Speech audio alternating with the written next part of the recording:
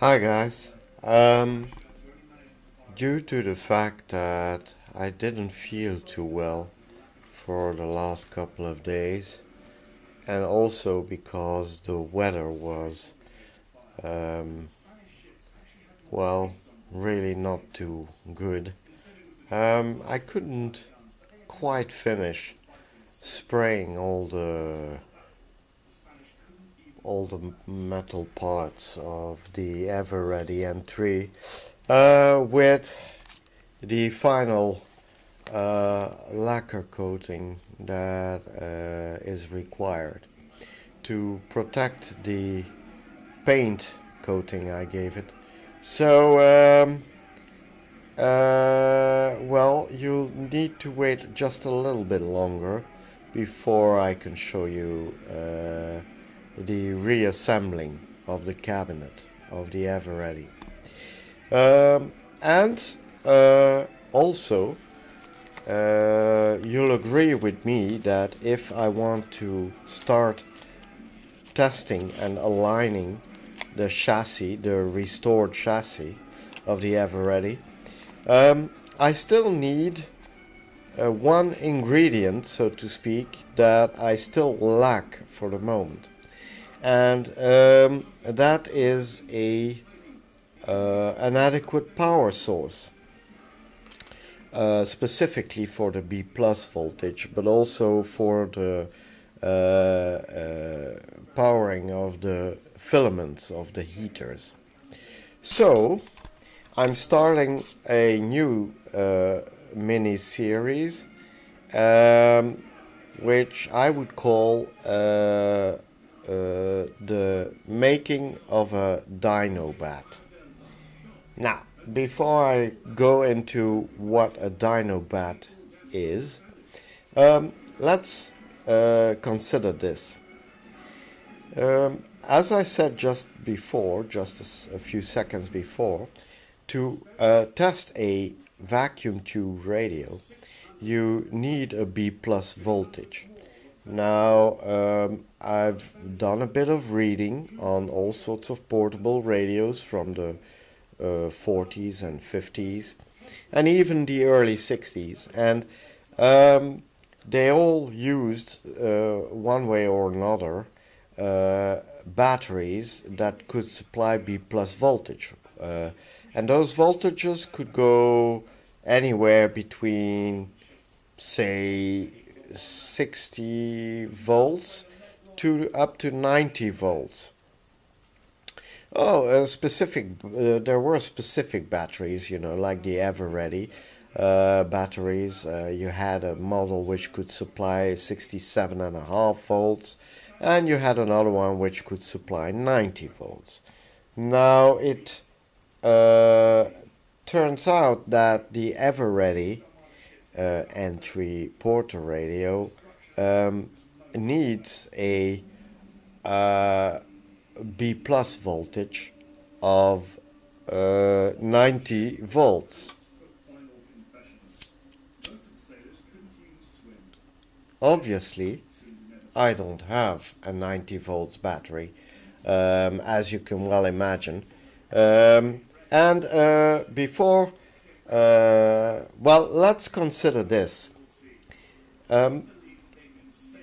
Some of you will immediately react by saying, well, 90 volts, it's not such a high voltage.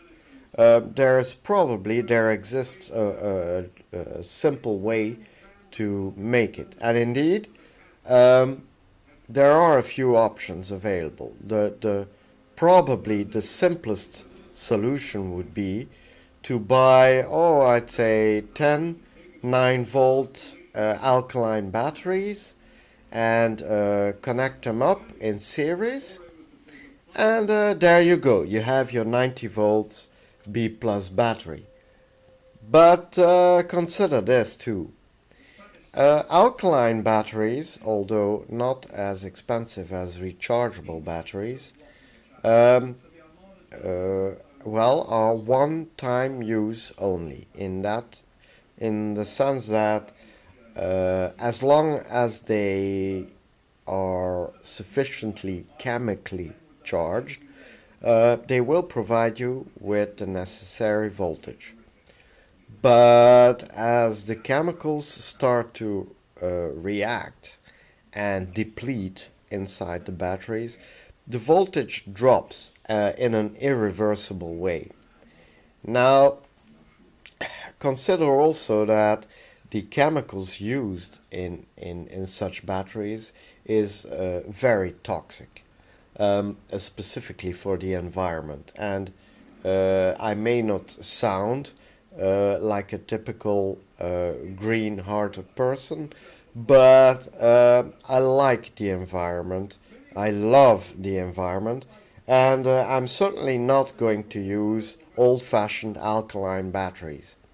Also, you know, every battery costs around about 4 to 6 euros here, which would translate to, I'd say, anywhere between $6 and $8 a piece.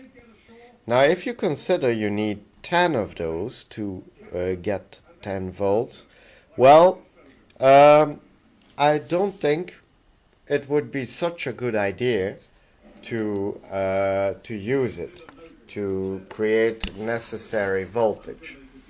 So, what are the other options? Well, let's see now. Hang on. I'm looking for something.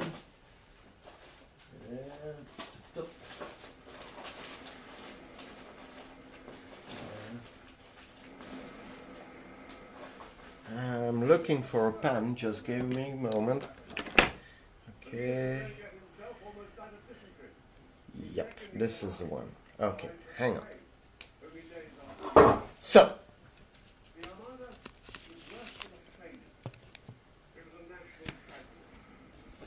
like I said,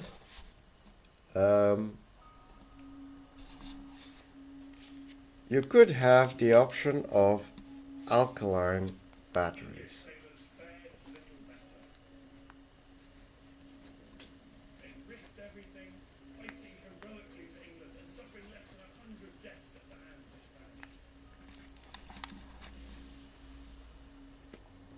But alkaline batteries, like I said, they have advantages. Well, they are simple, and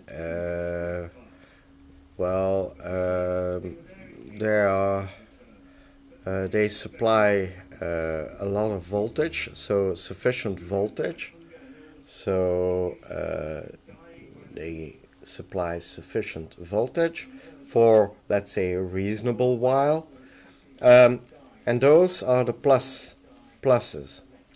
The minuses are that they are toxic, and once the voltage drops below a certain level, say, I'd say around 50 volts, the radio will probably stop working altogether. So, you would say, okay, well, okay, why not take the principle of stringing 9-volt batteries, up a notch, and instead of stringing alkaline batteries together, why don't you use rechargeable batteries? Ah, yeah. Now that's the other option, rechargeable batteries. Now, rechargeable batteries are still simple to use. And let's say they supply enough voltage, although rechargeable batteries, and that's a known fact, often generate less voltage than a alkaline battery. In fact, if an alkaline battery generates around about 9 volts. A rechargeable 9-volt battery will probably generate, at maximum I would say, somewhere around 8 volts.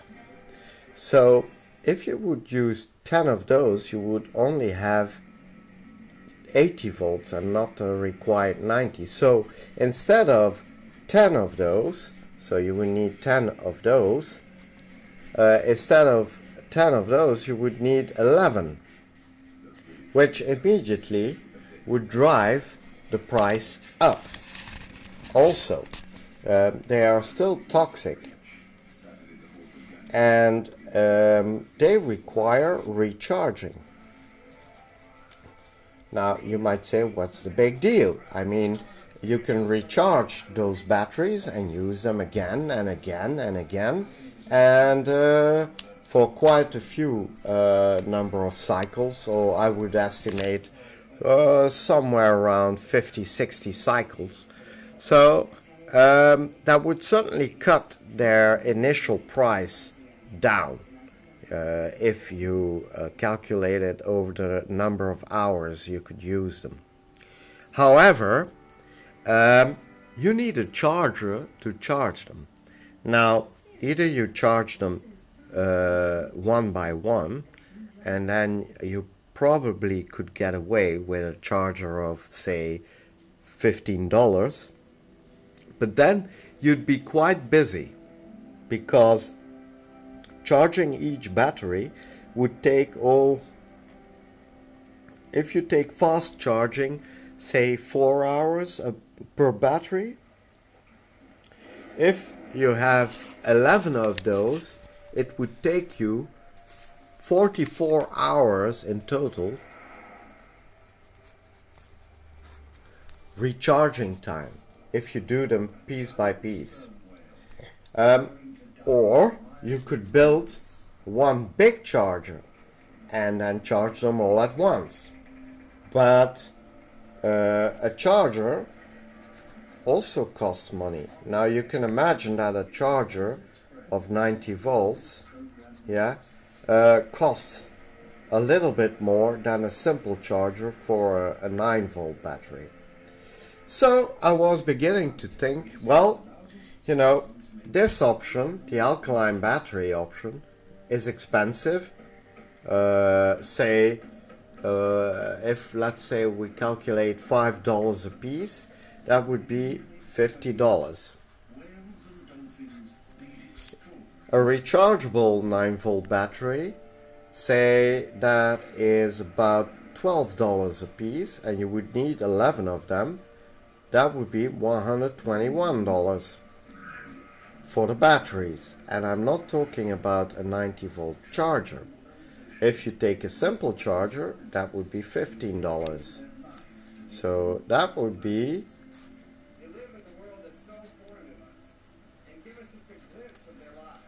a minimum price of $136.